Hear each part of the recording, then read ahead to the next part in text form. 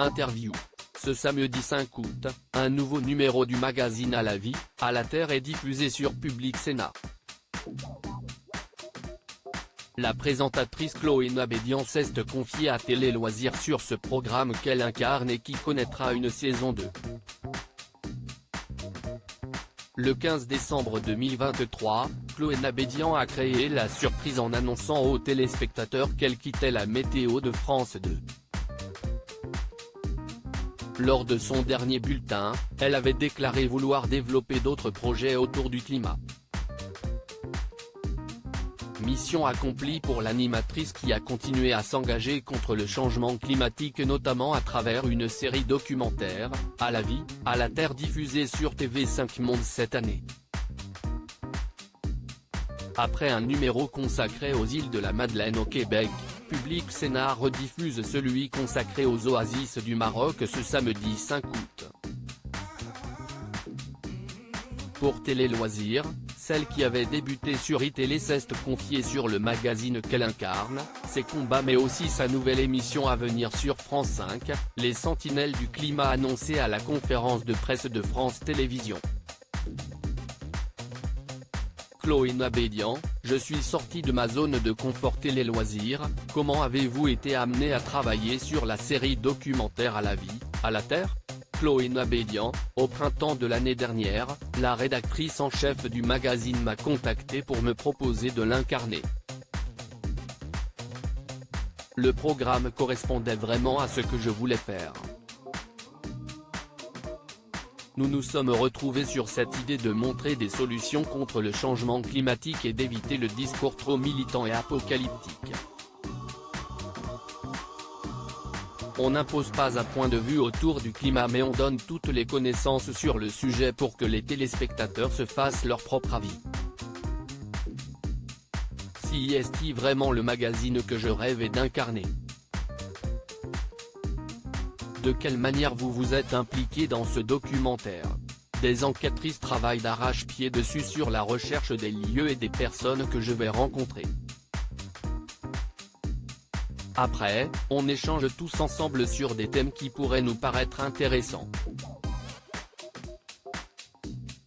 J'avais par exemple proposé le sujet autour de l'eau pour le Maroc parce que je savais que c'était un sujet vraiment très important pour le pays. Un autre sujet me passionne pour l'année prochaine autour du Svalbard et de la fonte de la banquise là-bas.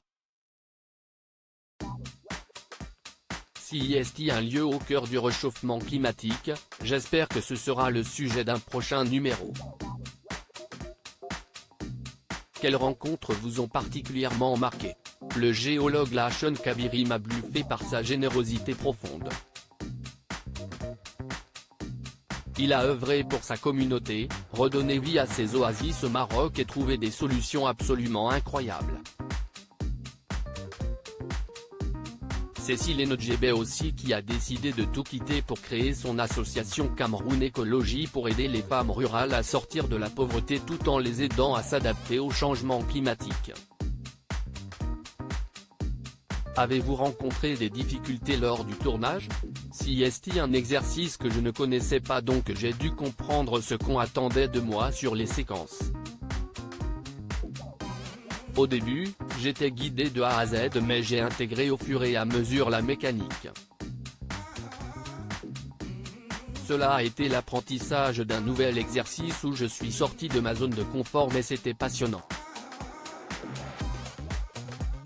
L'équipe bienveillante m'a donné des ailes et m'a permis de m'épanouir.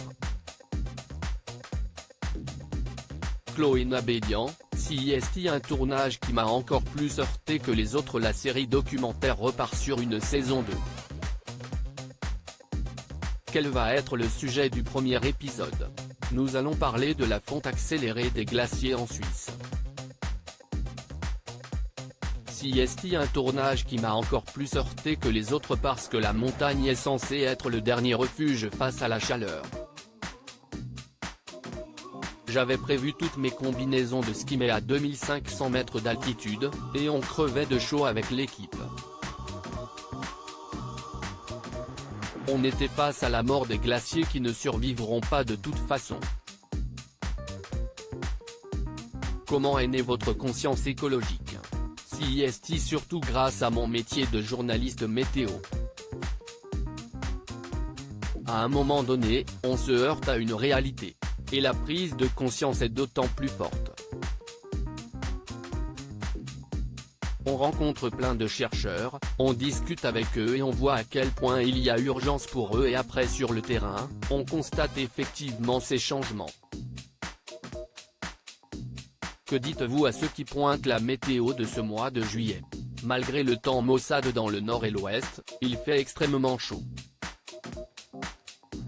On a eu des 47 sur une grande partie de l'hémisphère nord et donc CIST là où justement il faut d'autant plus informer. Météo et climat sont vraiment deux choses différentes. Sur quelle chaîne regardez-vous la météo aujourd'hui?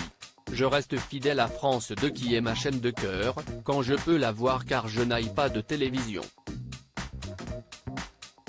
Le pas est immense autour du climat mais je vois que d'autres chaînes prennent ce sujet à cœur avec la rubrique Notre planète sur TF1. Sur M6, il y a aussi une nouvelle rubrique prévue à la rentrée.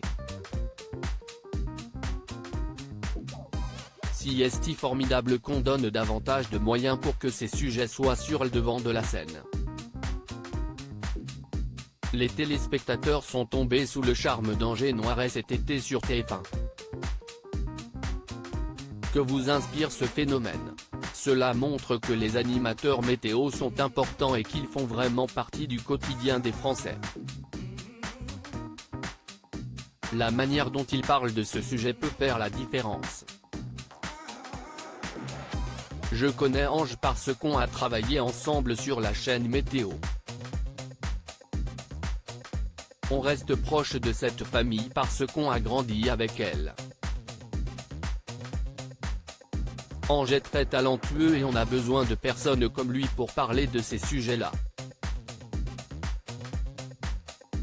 Son succès ne m'étonne pas du tout. La relève sur TF1 est assurée.